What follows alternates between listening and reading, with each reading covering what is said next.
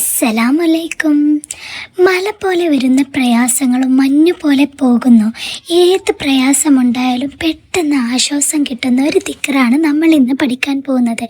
വുളൂ ഇല്ലാത്തവർക്കും ശുദ്ധി ഇല്ലാത്തവരും മെൻസസ് ഉള്ള സ്ത്രീകൾക്കൊക്കെ ചെല്ലാൻ പറ്റുന്ന ഒരു ദിക്റാണ് നമ്മൾ ഇന്ന് പരിചയപ്പെടുത്താൻ പോകുന്നത്. ഒരുപാട് പ്രയാസമുള്ളവരുണ്ടാവും, കടമുള്ളവരുണ്ടാവും, വീട് പണി പൂർത്തീകരിക്കാൻ കഴിയാത്തവരുണ്ട്, ജോലി പ്രശ്നമുള്ളവരുണ്ട്, കല്യാണം ശരിയാത്തവർ, മക്കളില്ലാത്തവർ, മക്കളുടെ സ്വഭാവം നന്നാവാൻ, ഭർത്താവിൻ്റെ സ്വഭാവം നന്നാവാൻ, രോഗങ്ങൾ കൊണ്ട് വിഷമിക്കുന്നവർ, ഗർഭിണികളായ സ്ത്രീകൾ സുഖപ്രസവത്തിന് വേണ്ടി പ്രയാസമില്ലാതെ പ്രസവം എളുപ്പമാവാൻ വേണ്ടിയൊക്കെ പതിവാക്കാൻ പറ്റിയ ഒരു ദുആയാണ് നമ്മൾ ഇന്ന് പഠിക്കാൻ പോകുന്നത്.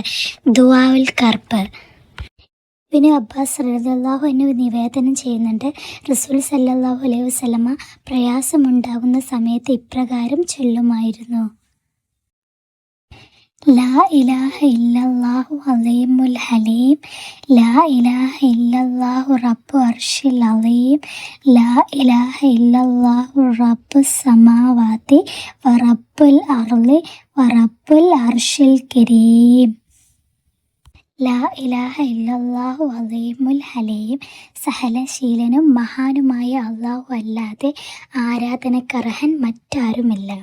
ലാ ഇലാഹ ഇല്ലല്ലാഹു റബ്ബുൽ അർശിൽ അലീം. മഹത്തായ അർശിൻ്റെ രക്ഷിതാവായ അള്ളാഹു അല്ലാതെ ആരാധനക്കർഹൻ മറ്റാരുമില്ല.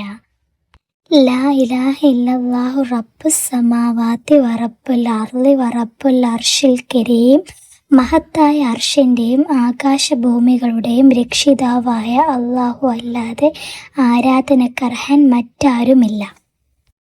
എന്ത് പ്രയാസമാണോ അനുഭവിക്കുന്നത് ആ പ്രയാസത്തിന് ഒരു പരിഹാരം അള്ളാഹു നൽകുന്നതാണ്.